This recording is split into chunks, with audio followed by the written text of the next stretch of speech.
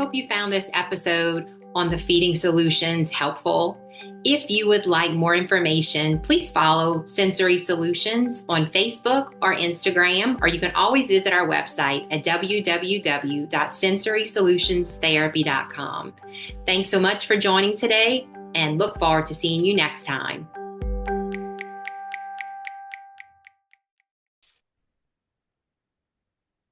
Hello, everyone. Welcome back to another episode of the Feeding Solutions podcast. Today, I have Hannah Matson with me, and she is someone that's just recently come into my world, and I feel very blessed to have found her information online.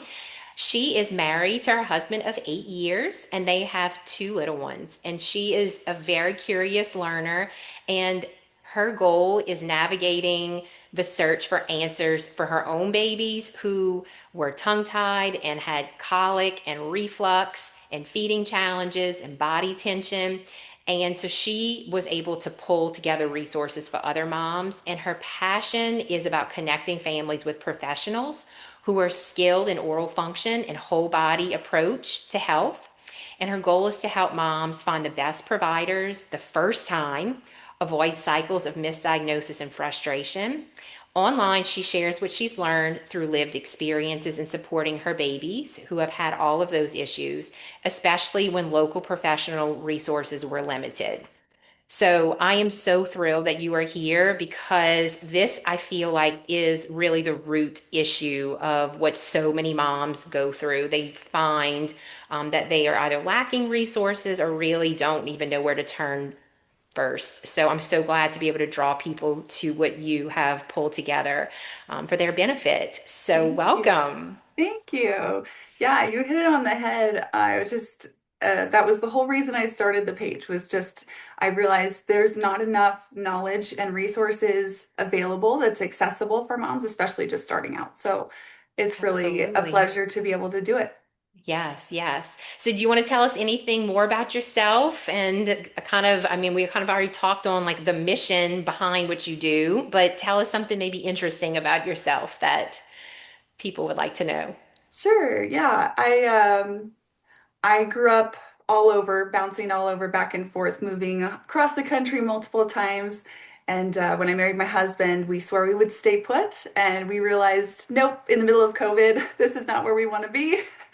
So we up and moved to rural Upper Peninsula of Michigan. And that's where I really started to realize not everyone has access to resources. Mm-hmm. So I was thinking about having a second baby. And after what we went through with my first, I realized I would really love to make this more accessible, at least so people know where they can go. But Absolutely. Absolutely.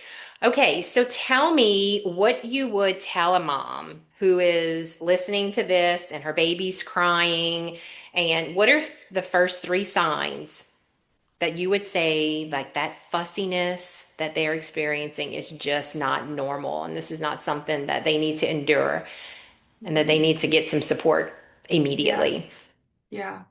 Um, I think the number one thing I would say is trust your gut. Mm, That's something I dismissed in myself for the longest time because wonderful professionals that I relied on for my birth and all of those things, they told me there wasn't necessarily an issue. And so I just kind of dismissed it as, oh, there's mhm, nothing wrong. I just need to push through. This is normal. So the biggest thing I would say is if it feels off, you're probably right. Another big one is just latch. I've learned that that's such a vital sign for babies, and if they can't latch at all or the latch is really painful, um, that's a pretty big red flag. Even if you choose not to breastfeed, mhm. but if it's from the get-go painful or they can't latch, that's a big sign. Right. Yeah. Well, and again, I think a lot of moms feel like breastfeeding is natural, instinctual, and there's a learning curve to it. But Mhm. after some time, if you're still hitting a brick wall, you're right. Like that Yeah. is a red flag. So I think Yeah. that that's so true. And one of the So things too, oh, I'm sorry. no, go ahead. One of the things I was thinking of too was just the when it's difficult to settle them, and whether that's because Hmm. they're constantly hungry from not getting enough, or there's something that's causing them discomfort, just that unsettled. It was just really hard for me to settle my first baby. And I thought, oh, it's just Mm. her personality. She just doesn't ever want to be put down and all those things. And I realized, no, those are all red flags. Yeah, for sure. And that's one of the questions I ask moms all the time. I'm like, during their wake windows, like, are you having to do a lot of work to keep them Yeah. happy? And it's very common that that's the case. Yeah. Yeah. Yeah. So let's talk about those colicky babies a little bit Mm. more. So, what are the most common root causes you see that get missed when it comes to colic diagnosis? The biggest one would be ties or oral dysfunction. I feel like Mhm. that it's funny because online I feel like people say it's overdiagnosed. Mm, But in my experience, the moms that are really, really struggling, it's either they've been checked and the provider said there is one, but it's mm-hmm, not a big deal, mm-hmm, or there's nothing there at all. mm-hmm, So that's definitely a big one I see get mm-hmm, missed. And mm-hmm, then reflux would be another one, just especially if there isn't active spit up, a lot of spit up. mm-hmm, Um, mm-hmm, yeah, I see that get missed a lot, and moms reach out mm-hmm, to me like, I feel like it's reflux, but there's no spit up, and I'm like, mm-hmm. well, do a little bit of research into silent reflux and see if that Right. resonates with what's going on. Yeah. Yeah, for sure, for sure. Yeah, Yeah. and a lot of times when that's the case, when the provider gives this general diagnosis, um, I question like, okay, can we not dive a little bit deeper into this in their Hmm. knowledge base, on what Hmm. that is? So, okay, reflux is one of those words that get thrown around a lot, Mm, yeah. and I feel like I mean, I'm not gonna say it gets lumped in with colic, but I feel like it's like, okay, there's reflux, and how do you help a parent with the key clues that this is truly reflux or there's something Hmm. else going on? Yeah, yeah. It's tricky too because, like you Mm-hmm. said, reflux can just get lumped in with colic, but also I feel like it overlaps with a lot of tie symptoms because Mm-hmm. reflux can so much correlate and go side by side with ties that it I feel like reflux can almost be a secondary Yes. issue to something else that's going on, unless there's allergies or sensitivities going on. Mm-hmm. But I feel Mm-hmm. like most of the time it's linked to the oral dysfunction, and it's just kind of this loop. At least that's how it was with my daughter, and then with my Mm-hmm. son even I noticed it was just a constant. There was a poor latch, and then it had the reflux, and then it was nursing some more because they were so uncomfortable, and it was just a vicious cycle. Did you So see the reflux improve when the oral ties were addressed? slowly over time, yes, Mm-hmm. because I learned that it's not such a quick fix. I was Yes. so hoping that the tie Mm-hmm. release was going to fix everything for my first daughter, and when that didn't happen, I was really discouraged. And Yeah. yeah, so when we slowly started, I learned about oral function and how to like support babies in that because Yeah. living in a rural area, I didn't have access to someone who could Mm-hmm. help me with that. Yeah. So I just did a lot of research. I was like, what can I do for myself with my baby? And Mm-hmm. yeah, Mm-hmm. improving the oral function was like the biggest thing after the ties were released to get that tongue moving and functioning the way it's Yeah. supposed to. And then it was just a slow, gradual improvement with reflux, which was really exciting. Right, right. And I'm Yeah. glad you touched on like it's a slow progress. I mean, I feel like every baby's very different in the Yeah. way they respond. And again, I think a Yeah. lot of that goes to like the baby's ability to function prior to release. Yes. But one of the most heartbreaking things is when families cling to that hope that this is going to be the quick fix. Hmm. And when it isn't, how devastating I think that can be for what they felt like their journey could look like. And when it's like, Yeah. it's okay, like it's not a failed procedure. It's Yeah. that you just needed to do a little bit more maybe before, or now we have to do a few more things after. Yeah. Yeah. So I think getting that out there, because I get a lot of families who are like, you think that there's a tongue tie there. Okay, so why can't I just go get it quickly addressed? And it's Hmm. like, okay, we might need to do a little bit on the front end to promote baby's function now so that we'll have Yeah. better results after. So I'm glad that you Yeah. that you spoke about that. Yeah, yeah. Um, And the whole thing with oral function taking time, that's something I was really encouraged to learn about after my daughter's failed quote unquote tongue tie release because I was Mhm. so frustrated because it felt the provider that we saw made it sound like, oh yeah, this is going to be like No, I your see. magic fix. Yeah. Um, no hate to them, but it was just, Yeah. it wasn't accurate information. Hmm. And I realized, oh my gosh, we're screwed because this didn't fix it. And then Hmm. when I learned you can do so much on the back end to, Yes. promote, Continue. yeah, I was so encouraged. I was like, oh my gosh, okay. And so then I was determined to just crack down on the oral function piece and then the body work piece, which I'm sure we'll get to. Yes. But yeah, Hmm. all of those things, even when it doesn't turn out exactly how you'd hoped, I feel like there's Hmm. so much we can still do. Absolutely. Yeah. Absolutely. Okay, so let's talk about tongue ties and what you wish every parent knew about tongue Mm, ties before they go straight to the release or the revision. mm. Um, and what should be assessed first? Because I feel like that is so important, just touching into what we were just talking about. Yeah, yeah. Function first, Hmm. 100%. Hmm. Yeah. Hmm. Um, how well can they move their tongue and not just how far can they stick it out? And Yeah. not just if there's a visible tie or frenulum there, it's got to be like someone actually putting their fingers in their mouth and looking around and not just looking at the latch or looking at their tongue. It's got to be a whole body experience, just a whole examination of everything going on. Absolutely. Yeah. Yeah, And then for body sure. work, of course, I feel like is a major um, it's a major piece that gets skipped, I guess, before Hmm. release, and then I feel Yes. like it gets dropped off on the back end too. Hmm. But I also see body work. I kind of distinguish professional body work from like the at-home body work that I talk about Yeah. on the page. But I feel like I see more providers talking about professional body work and um, the necessity for that. But Hmm. I feel like when parents can get involved at home, it's just that much more progress can be made, I feel like. 100%. Yeah. Absolutely. Absolutely. I mean, this work is not something that I can see the progress if I just was saying, okay, this is something that I need to fix in my visit with the Mhm. family. Okay, Mhm. go home and do nothing. Like, Yeah. absolutely, there has to be carryover at home Yeah. for Yeah. sure. Yeah, Yeah. absolutely. So if a parent suspects oral ties, who are the providers? Who are the professionals out there that you've had experience referring to that you feel like are really an important piece to the puzzle? Mhm.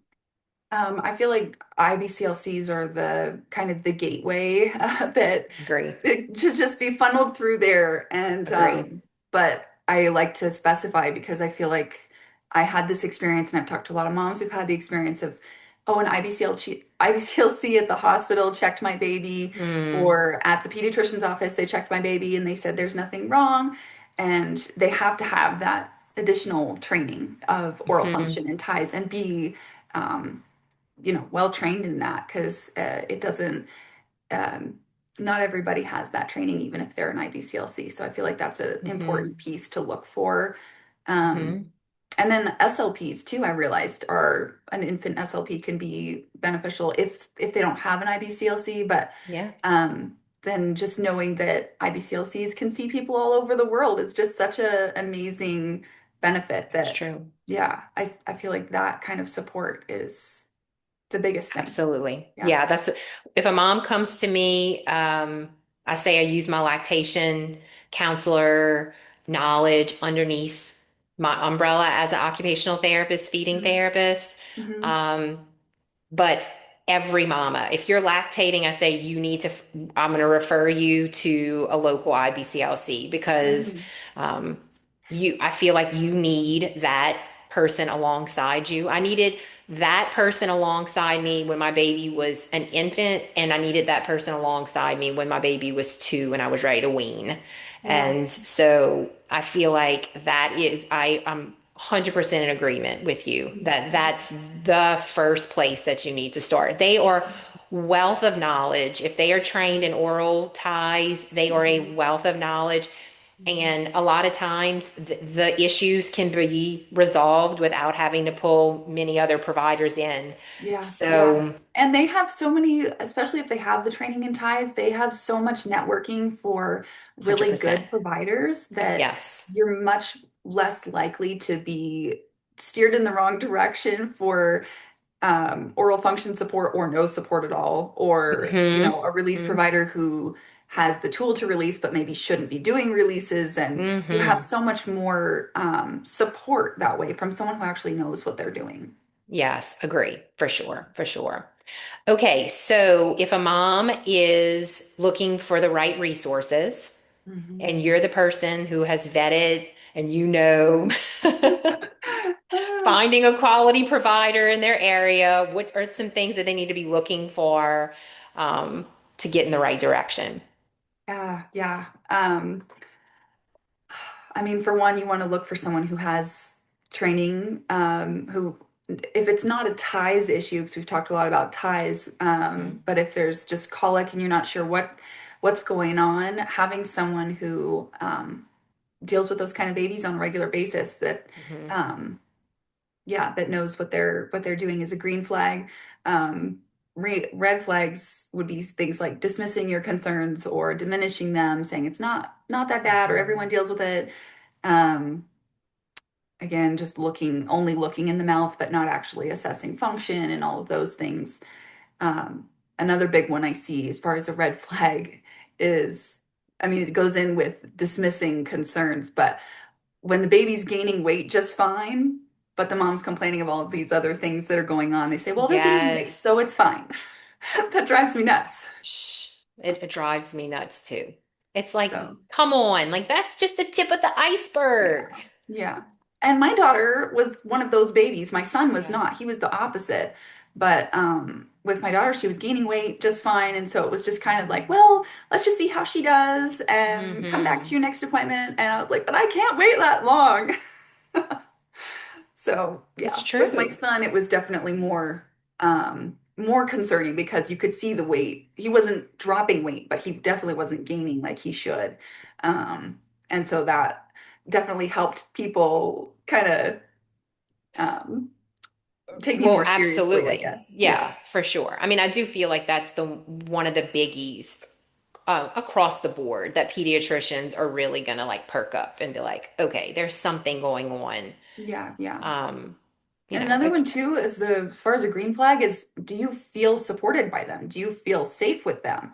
Because there were several people that I saw throughout the whole process with my daughter that I was like, it just doesn't feel right to me, but you supposedly know what you're absolutely. doing, so we'll just roll with it. And I wish I hadn't done that. Absolutely. And that's a like I don't think like I want moms to know that that can be the one reason why they stay like, you know what, this is not the right fit for me. Yeah. Um, because you have to be able to trust this person and you have to feel like you're being heard, Hmm. and the provider has to truly understand that you know your child better than they do, and they have to be Yeah. okay knowing that, Yeah. you Yeah, know. even if you're just a first-time mom, because I dismissed so much of my own intuition Yes, because I was a first-time yes, mom and I didn't know what I was doing. And yeah. absolutely. Mhm. Gosh, it's so true. It's so true. Okay, so what are some big myths that you see online or you hear about regarding colic, reflux, ties that keep moms stuck? Because that's Yeah. one of my pet peeves when I see the noise and the confusion that are around all of this. And Hmm. moms just like, they don't even know where to take the first step. Yeah, And yeah, that's just not helping anybody. yeah. The biggest myth would just be that they're going to outgrow it. Mm, Even to this day, it's not like I've been doing this for very long, but no. when I post things online talking about our story, sharing what we've learned, I get a lot of comments from older moms or people who have gone through it before where they say, Hmm. "Oh my gosh, my baby went through this too, but they outgrew it." And I was like, Mm, "No, you're missing the point." Because it's yes. there. I just want to ask them. So, what kind of stuff are they dealing with now as an adult? Like, are they getting chronic headaches? Are they always tense and stressed? Do they have anxiety? Like, there's so many pieces that I'm sure can be avoided if we just address it Absolutely. now. Absolutely. Yeah. Yeah. Yeah. But One I of feel like, yeah, sorry, go ahead. no, I was just say, I mean, I can personally say that, and I feel like I can speak from that from a personal standpoint, like having just older kids who I see the airway issues, and we Mhm. had, night wetting way Mhm. past when that should have been normal. And I feel Mhm. like that is beginning to become more of like a hot topic. Like people are Yeah. taking it seriously, but I do feel Hmm. like we're still like the ones that are traveling this road that Yeah. hasn't been traveled on, and Yeah. kind of dealing with some people like, okay, sure, that Hmm. if you say so, you Hmm. know. Hmm. So Yeah. yeah, Yeah. for And I think the sure. other one that can keep moms stuck would be just with another one that can keep moms stuck would be just some provider telling them that there isn't a tie or that it's a Mm-hmm. mild tie or there's just a lip tie when they're still having issues. But they can't. There's so many times where I hear moms just like, I don't know how to advocate for this because I Mm-hmm. keep bringing up these concerns, but they're telling me, well, there isn't a problem because they looked and there wasn't one. And I feel like that can be it definitely kept me stuck because I went Yeah. almost 4 months of colic and the reflux and all of the things um, because I Yeah. thought, oh, there's no tie because my midwife checked for it. And I loved my midwife, but Yeah. she didn't have the training to actually check. I mean, there was, because if you don't see a tie, then there isn't one That in one. some people's minds. Exactly. So, yeah. Yeah. Yeah. Okay. So let's talk about the advocating piece. Like Okay. for the Hmm. person who feels dismissed, but they know they've educated themselves, they've done their due diligence. They are like, no, I know this is not right. They're following their mom intuition and their gut. Yeah. So what's your piece on that? What do they need to do? Oh, I thought about this for a little while, and I think deep down my first answer is I think you need to look for a different provider, if I'm being Mm-hmm. 100% honest. Mm-hmm. Um, at least in that area of expertise, because there can be wonderful pediatricians and wonderful midwives and all those things that are really good at what they do for the Mm-hmm. general as long as Mm-hmm. things go according to plan. But when we've got these outliers of colic and reflux and tongue ties, if they don't have that specialized training, it can really it can leave Absolutely. moms stuck, like we were talking about. But then, yeah, so I think that's when if don't keep trying to push it. I feel like if you're just trying to advocate, I feel like that's where you just need to take the reins and Yeah, try to do your own research and figure out who can I see that specializes in these concerns. absolutely. This is speaking into exactly why I even started this whole podcast thing, is because I see this drive in moms to no longer just like sit in this passive place Hmm. where like, okay, it's going to be done to me or my kid, or like I'll just follow what they say. They're Yeah. like, no, like that doesn't settle with me and I want to do it differently. And Hmm. so this whole thing was born from like pooling resources available for moms to make informed choices, to do better for their, Hmm.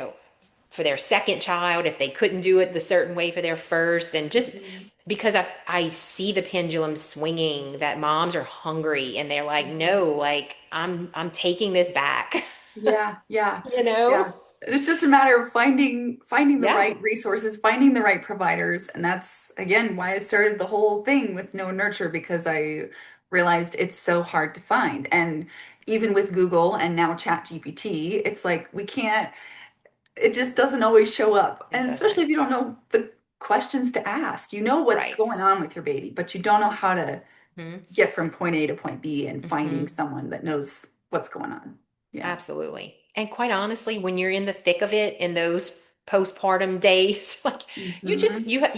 you want to be able to land somewhere where you trust the Yeah. information, and you are like the perfect person because you are a Yeah. mom who's lived it. And so you are the perfect, safe person to guide these moms. Oh, So it's so that's so sweet. beautiful. Yeah. Thank you. So, okay. So tell me about some success stories. Like, Mm. what are wins for moms Mhm. that in those first few weeks or two that can just kind of encourage people who might be like, I'm feeling lost right now or not seeing the light at the end of the tunnel? Yeah, yeah.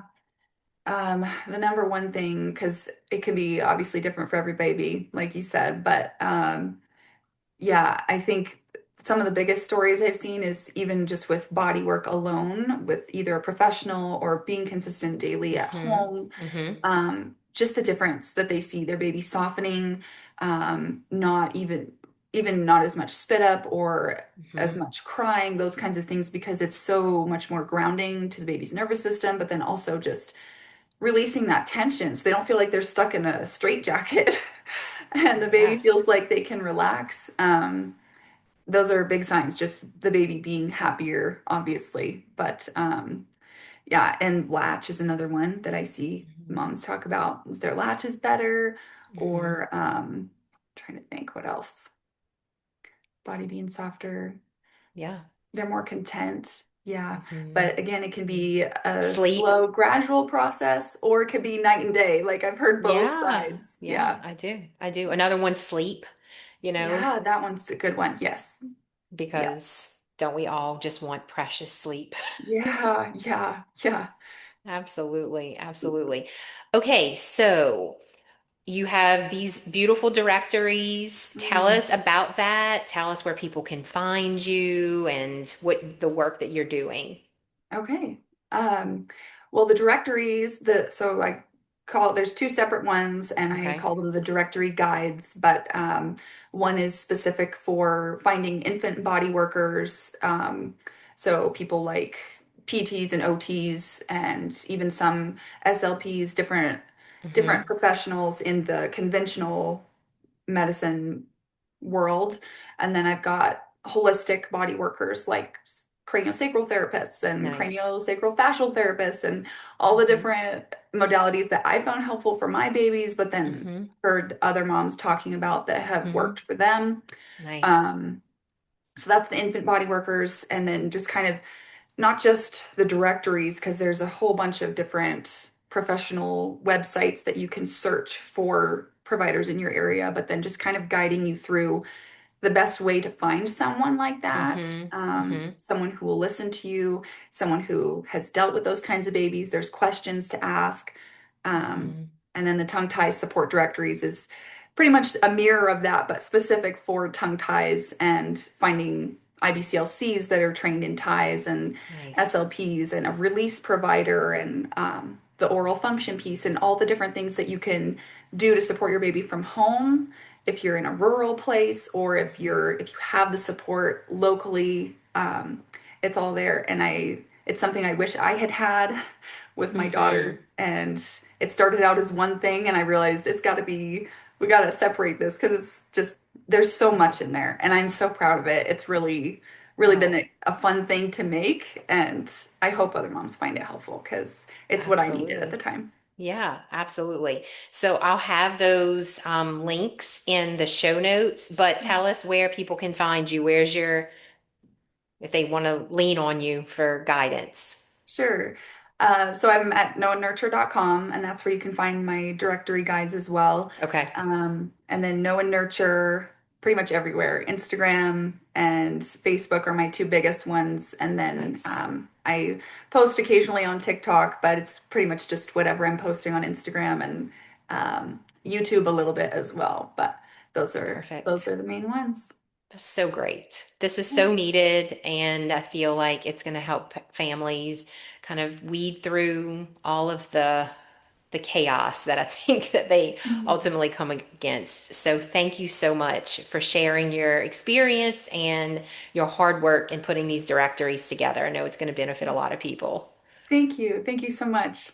Absolutely. I will talk to you and everyone soon. Thank you. Hi, I'm Ashley Wagasback, feeding therapist, occupational therapist, and lactation consultant.